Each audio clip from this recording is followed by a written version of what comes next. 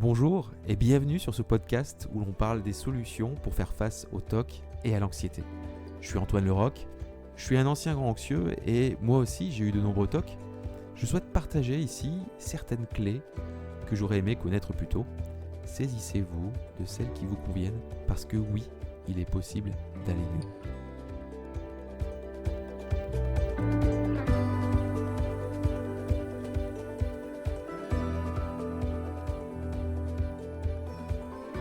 Pour cette première, je vais vous expliquer pourquoi ce podcast sur les TOC et l'anxiété, ce que l'on va y aborder et surtout comment il peut vous aider, parce qu'elle est là, sa mission première. Vous aider à vivre une vie que vous avez choisie et pas celle que vos peurs vous dictent. Je vous donnerai aussi des informations sur mon histoire avec le TOC afin que vous puissiez en savoir un peu plus sur celui qui vous parle dans le micro. Cela fait longtemps que l'idée de ce podcast me trotte dans la tête. C'est un projet qui a mûri pendant des années. Bah oui, il y a eu beaucoup de réflexions, beaucoup d'hésitations, beaucoup de documentation aussi. Je pense que c'est parce que je voulais faire quelque chose qui puisse vraiment aider les autres et aussi qui soit parfait. Et donc forcément, impossible à réaliser. Je ne sais pas si vous aussi, vous avez ce côté-là, ce côté perfectionniste.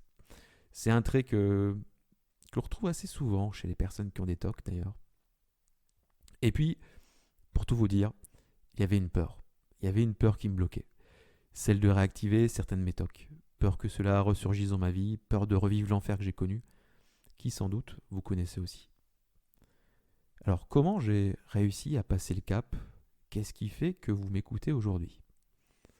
Eh ben, je vais mieux, et même beaucoup mieux. Ça fait quelques années maintenant que je peux dire que j'ai une vie à peu près normale. Et est-ce que je peux parler de guérison ? Je ne sais pas. J'ai appris à gérer ma sensibilité, de sorte que TOC et anxiété ont arrêté d'avoir une emprise sur mes actions, sur ce que je fais dans la vie, sur ce que je souhaite faire de ma vie aussi. Alors bien sûr, il me reste quelques bizarreries qui sont présentes, par exemple dans des moments où je suis fatigué. D'ailleurs, je ne suis pas sûr que ce soit de l'ordre de la maladie. Tout le monde a des bizarreries dans sa tête, non ? Je sais pas. En tout cas, voilà. Mon quotidien est devenu léger et j'avance à nouveau dans la vie. Alors bien sûr, il y a sans doute encore une marge d'amélioration par rapport à tout ça, mais je vais mieux. Comment j'ai envie de vous aider ? Déjà, je souhaite vous partager ici le maximum de connaissances sur le TOC et l'anxiété. Pour moi, la connaissance est la base pour commencer à se libérer des TOC. Au tout début, je ne connaissais pas du tout cette maladie et j'avais vraiment l'impression d'être fou.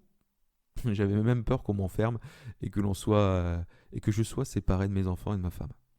Et oui, j'en étais à ce point-là. À l'époque, quand ça a commencé à déraper dans ma vie, on trouvait rien sur Internet par rapport à cette maladie.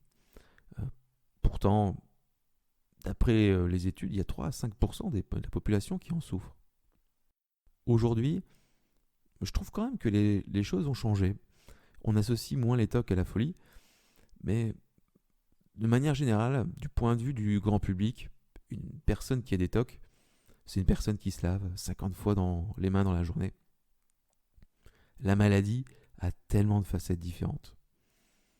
Là, je peux penser aux TOC de couple, aux phobies d'impulsion, aux TOC dits pur haut, où l'on trouve uniquement des obsessions, les TOC de grattage.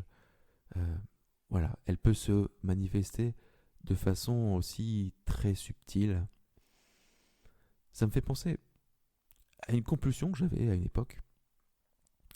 Je passais des heures, des journées sur les sites de santé, dans les forums. Ouais, ça s'appelait comme ça à l'époque.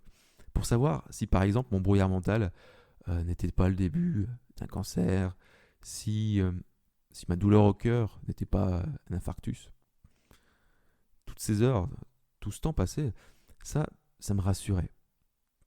Jusqu'au prochain truc un peu bizarre qui se passait dans mon corps. C'était l'une de mes compulsions. Mais ça, j'ignorais.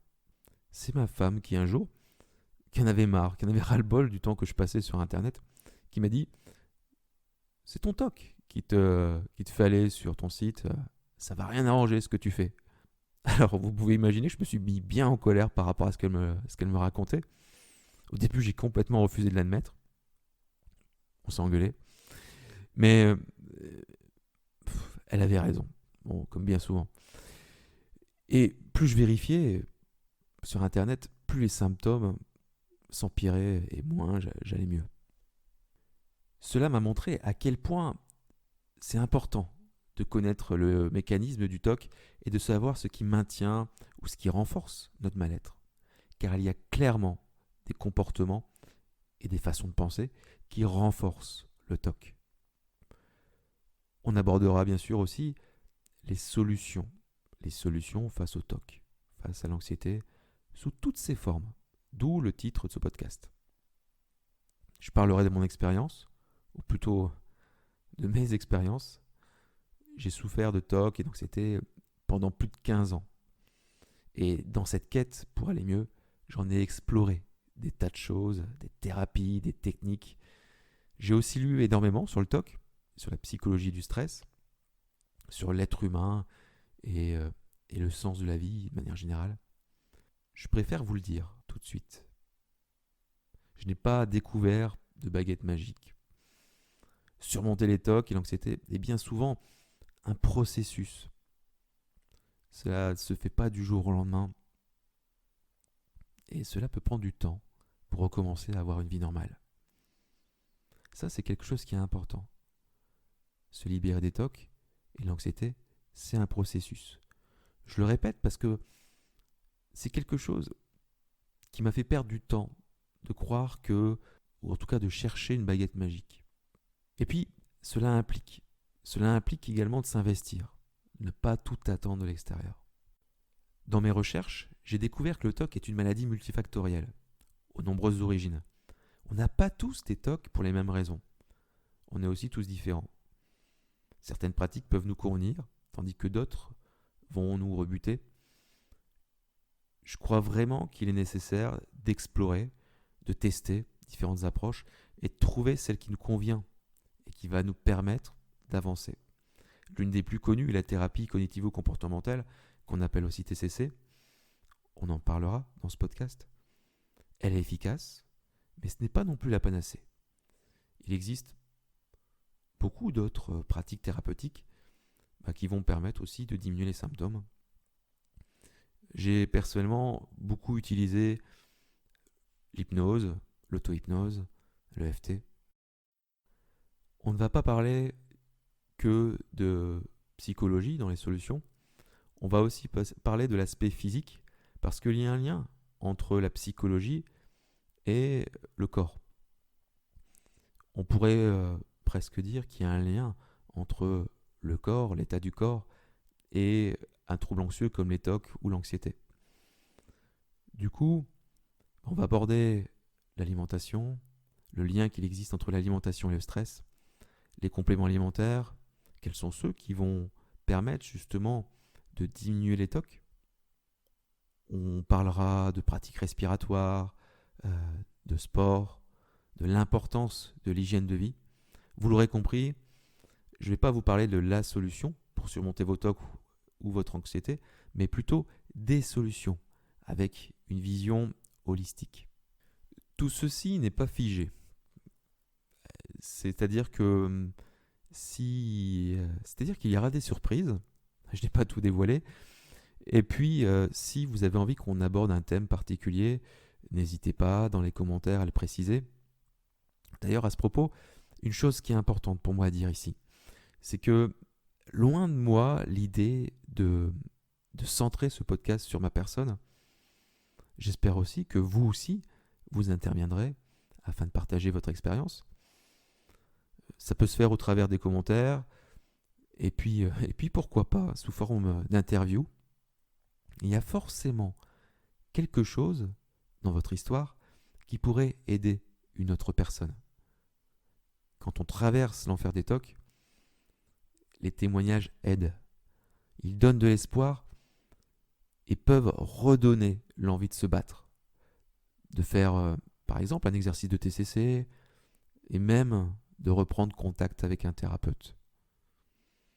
pense vraiment que c'est ensemble que l'on peut casser le cercle vicieux des TOC et de l'anxiété. Autre chose, je suis loin d'être un spécialiste de toutes les approches que j'ai évoquées et j'aimerais inviter ici des thérapeutes, et pourquoi pas des médecins, qui ont aidé des personnes à surmonter leur TOC et leur anxiété.